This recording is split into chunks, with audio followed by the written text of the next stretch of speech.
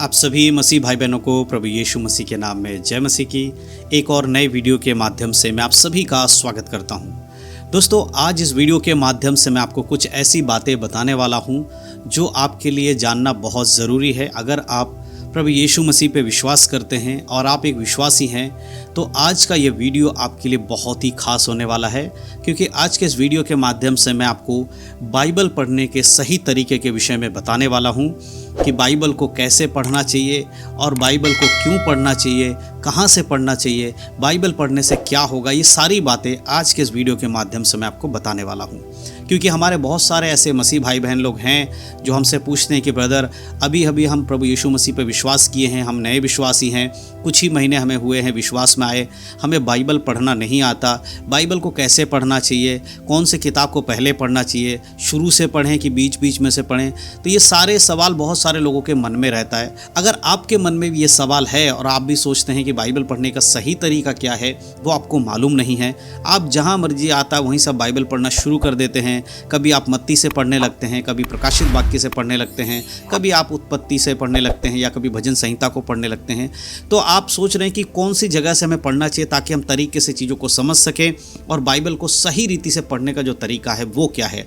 तो सबसे पहले मैं आपको बताना चाहता हूँ, देखिए ये जो बाइबल है ये 66 किताबों से बनी हुई एक संग्रहालय है ना, 66 अलग अलग किताबों का एक समूह है, इसे बाइबल कहा जाता है।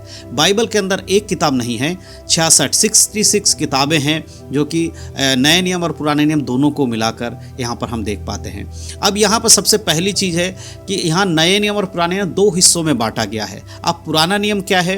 पुराना नियम वो है जो यीशु मसीह के आगमन से पहले, यीशु मसीह के जन्म होने से पहले जिन लोगों ने बाइबल को लिखा उसे हम पुराने नियम में देखते हैं, और प्रभु यीशु मसीह के जन्म के बाद जो बाइबल हम देखते हैं लोगों ने लिखा उसे नया नियम कहा जाता है। तो अब ये तो समझ गया कि बाइबल दो हिस्सों में बांटा गया है, एक नया नियम और दूसरा पुराना नियम।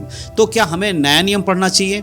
नहीं मेरे प्रियो, हमें पुराना नियम भी पढ़ना चाहिए, नया नियम भी पढ़ना चाहिए। कुछ लोग ये कहते हैं कि बाइबल जो पुराना नियम है वो यहूदियों के लिए था, इजराइल के लोगों के लिए था, हमारे लिए नहीं है। हम तो नए लोग हैं, नए विश्वासी हैं, हम तो अन्य जाति से प्रभु में आए हैं, हमारा उद्धार अन्य जातियों में से हुआ है, इसीलिए नया नियम हमें दिया गया और उसी को हमें पढ़ना चाहिए। कुछ लोग कहते नहीं, हमें पुराना नियम भी पढ़ना चाहिए, क्योंकि पुराना नियम पढ़ेंगे तभी तो हम नए नियम की चीज़ों को अच्छे से समझ पाएंगे। तो ये कन्फ्यूज़न बहुत सारे लोगों के मन में रहता है। तो आज मैं आपको ये सारे कन्फ्यूज़न आपका दूर करने वाला हूँ। सबसे पहली चीज़ आपको मैं बताना चाहता हूँ कि बाइबल के दोनों हिस्सों को पढ़ना बहुत ज़रूरी है। अगर आप ये मानते हैं कि केवल नया नियम पढ़ना चाहिए तो आप गलत हैं। बाइबल के पुराने नियम को भी आपको पढ़ना चाहिए, क्योंकि बाइबल के पुराने नियम में आप परमेश्वर के स्वभाव को देख सकते हैं, परमेश्वर के जो कार्य है उसको देख सकते हैं। अगर आज इंसान इस परिस्थिति में है तो इंसान को कैसे बनाया गया, इंसान कहाँ से आया है, परमेश्वर कौन है और परमेश्वर ने कैसे इंसानों को इस संसार में बनाया है, कि सारे जीव जंतु पेड़ पौधे कैसे बनाया, ये सारी चीज़ों को जानना अगर आपको है तो आपको पुराने नियम पढ़ना पड़ेगा। और पुराने नियम में हमें पता चलता है कि परमेश्वर की योजना क्या है, कैसे परमेश्वर अपने लोगों के संग रहते हैं, कैसे परमेश्वर अपने लोगों के साथ देते हैं। जब भी उनके लोग मुसीबत में होते हैं तो परमेश्वर को जब वो पुकारते हैं तो परमेश्वर कैसे उनकी सामर्थ्य से मदद करते हैं। तो ये सारी चीज़ें पुराने नियम में हैं और इसलिए पढ़ना चाहिए। और नया नियम हमें इसलिए पढ़ना चाहिए क्योंकि नया नियम में हमें उद्धार के बारे में पता चलता है कि यीशु मसीह के सिवा कोई और उद्धार करता है जगत में नहीं है। सारे के सारे मनुष्य ने पाप किया है, हम में से कोई भी ऐसा नहीं है जिसने कभी कोई पाप नहीं किया है। इसीलिए हर एक को उद्धार की ज़रूरत है, हर किसी को अपने पाप से छुटकारे की ज़रूरत है, और वो प्रभु यीशु मसीह के द्वारा मिलता है। और पाप से छुटकारा एक व्यक्ति का तभी होता है जब वो मृत्यु के उस पाप के प्रति मृत्यु का बलिदान दे, और उस बलिदान को किसने दिया? प्रभु यीशु मसीह ने। तो ये सारी बातें हैं बाइबल के अंदर। तो आप बाइबल कहाँ से पढ़ना चाहिए उस पर चर्चा करेंगे। तो सबसे पहले मैं कुछ बातें आपको पढ़ना चाहता हूँ। बाइबल में से एक वचन हम पढ़ेंगे और फिर देखेंगे क्या लिखा है। हम पढ़ेंगे 2 तीमुथियुस की पत्री 3 अध्याय और उसका वचन 16 और 17। यहाँ पर देखिए क्या लिखा है। यहाँ पर इस प्रकार से लिखा है, संपूर्ण पवित्र शास्त्र परमेश्वर की प्रेरणा से रचा गया है और उपदेश और समझाने और सुधारने और धर्म की शिक्षा के लिए लाभदायक है।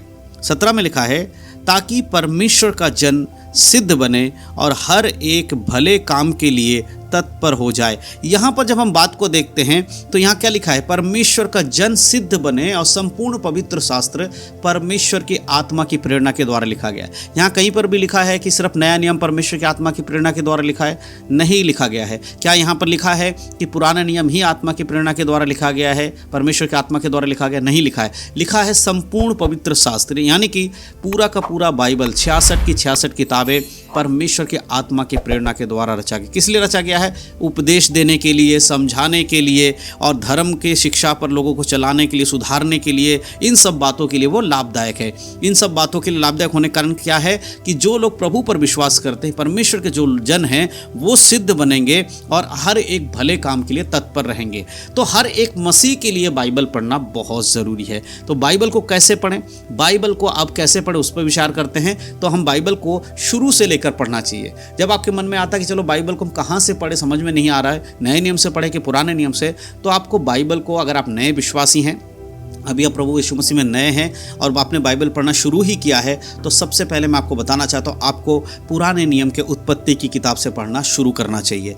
कई सारे लोग क्या करते हैं, पुराने नियम को बाद में पढ़ने के लिए छोड़ देते हैं और नए नियम को पहले पढ़ते हैं। और जब वो नए नियम को पढ़ते हैं तो वहाँ पर बहुत सारी ऐसी भविष्यवाणियाँ हैं जो पुराने नियम में लिखी गई हैं। जब उन्हें पढ़ते हैं तो उन्हें लगता है ये क्या लिखा हुआ है, यहाँ तो अलग अलग बातें यीशु मसीह बोला, ऐसा थोड़ी होता है। तो जब आप पुराने नियम को पहले पढ़ेंगे तब आपको पता चलेगा कि कैसे परमेश्वर ने यीशु मसीह के विषय में भविष्यवाणी किया था कि यीशु मसीह कुंवारी से गर्भवती होकर जन्म लेगा।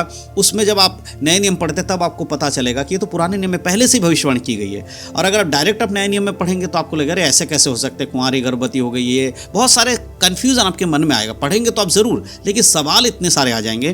तो अगर आप पहले ही पुराने नियम को पढ़ चुके होंगे और फिर आप नए नियम को पढ़ेंगे तो आपको उन सारे सवालों का जब ऑलरेडी मिल चुका होगा, फिर आपको कोई डाउट आपके मन में नहीं होगा। तो एक विश्वासी के लिए, नए विश्वासी के लिए क्या करना चाहिए, खासकर उसे पुराने नियम से बाइबल पढ़ना शुरू करना चाहिए और फिर नए नियम से पढ़ना उसको शुरू करना चाहिए। आप ये भी कर सकते हैं कि आप पुराने नियम को पढ़ रहे हैं और कभी कभी आप नए नियम को भी पढ़ना चाहते हैं तो भी आप पढ़ सकते हैं, लेकिन पुराने नियम को पढ़ना अनिवार्य है, ज़रूरी है, ये याद रखें, ठीक है। और कहाँ से पढ़ना चाहिए?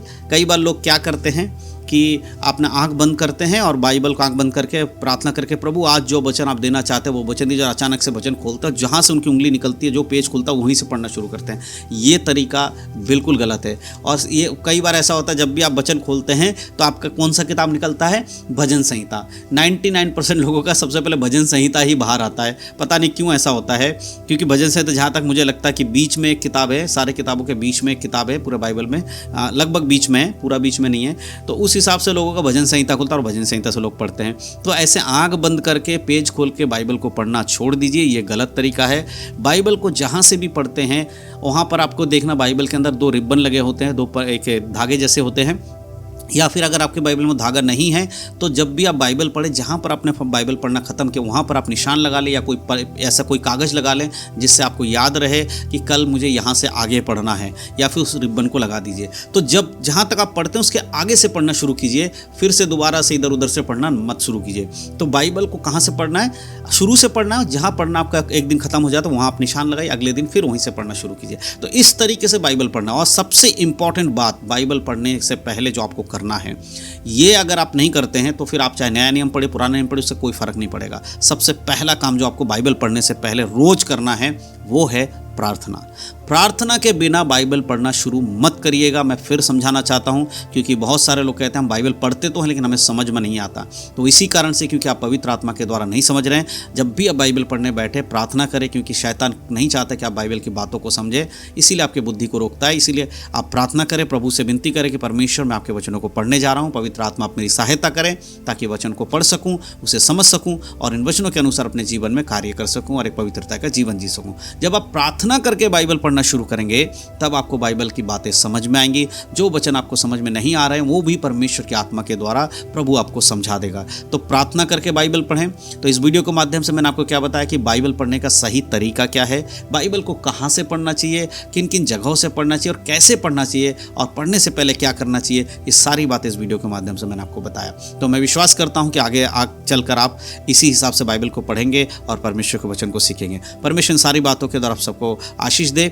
इस वीडियो को अपने मसीह भाई बहनों शेयर जरूर करें। यीशु मसीह के नाम में सबको जय मसीह की। God bless you.